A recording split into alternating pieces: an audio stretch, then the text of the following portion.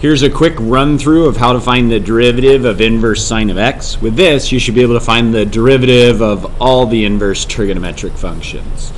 One way you'll see inverse trigonometric functions written is sine with this exponent -1, but that doesn't mean it's an exponent. That's a sign for inverse. You might also see y is equal to arc sine of x. Those have the exact same meaning. So I don't know how to find the derivative of inverse sine, so number one tip here, if you don't know how to find the derivative of something in calculus, rearrange. So the inverse of sine is regular sine, so I'm going to apply sine to both sides. So sine of y is equal to sine of inverse sine of x. Rules of algebra still apply, so I can do whatever I want as long as I do it to both sides of an equation. I keep my equality statement true. So sine of y doesn't simplify to anything other than sine of y. And sine of inverse sine of x is just x. And that's true for all x's in the domain of inverse sine from -1 to 1.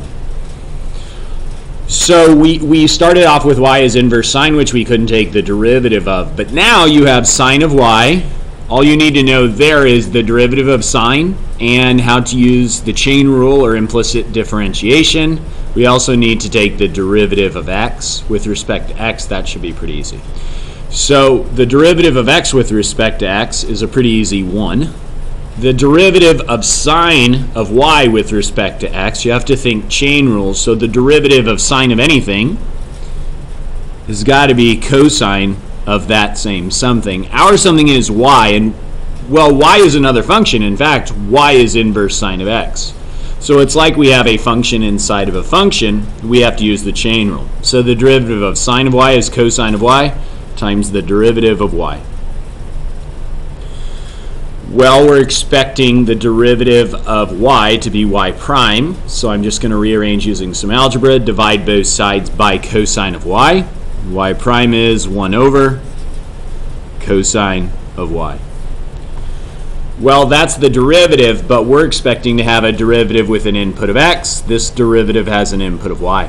So we're going to draw a triangle based on our original situation to figure out how to replace this cosine of y with some function of x.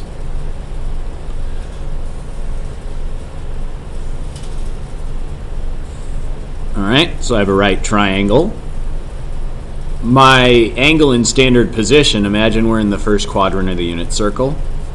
My angle in standard position up here is called y. The output of inverse sine is an angle, and the input to inverse sine is a ratio of two sides. If you don't like that, you can look down here. Sine of the angle y is equal to the ratio x. So I'll call this angle y, or I could call it inverse sine of x. In either case, I think this one makes the most sense to people. Sine of the angle y gives me the ratio x. Here's my angle y. If I took sine of this angle, I would get x. Well, sine of an angle is going to be the ratio of the side opposite that angle divided by the length of the hypotenuse. And so, well, that's two numbers. I only have one. So I guess I'll think of this x as x over 1. So sine of y gives me x. Let's see if this is true. So if I took sine of this angle, I would write the opposite side length x divided by the hypotenuse side length 1. X over 1 is indeed x. This is the correct triangle. I could have used 2x over 2. I could have used 5x over 5. I'm just going to use the easiest ratio. So I need to take cosine of this angle y, which is going to be the length of this adjacent side divided by the hypotenuse. So I need to use the Pythagorean theorem to figure out what this missing side length is. So this side squared plus this side squared is equal to 1 squared. The square root of 1 squared, which is 1, minus x squared. So now let's see what's cosine of our angle y. Cosine is going to be the square root of 1 minus x squared over 1.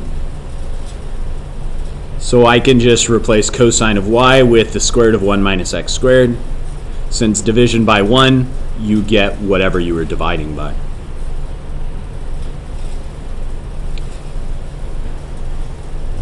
The first derivative of inverse sine of x with respect to x is 1 over the square root of 1 minus x squared.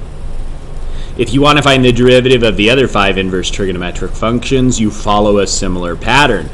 First, use the inverse of the inverse, so the regular trigonometric function, to get rid of your inverse trigonometric function. And then you're going to take the derivative of that trigonometric function of y, using the chain rule. And you should probably, in every case, just have a plain old x over here, so that derivative is going to be 1. To replace your derivative of sine of y or cosine of y or tangent of y or whatever you have, you're going to have to draw a triangle to evaluate your trigonometric function of y. In every case, you're going to get something involving 1s and x squareds and ratios. Good luck.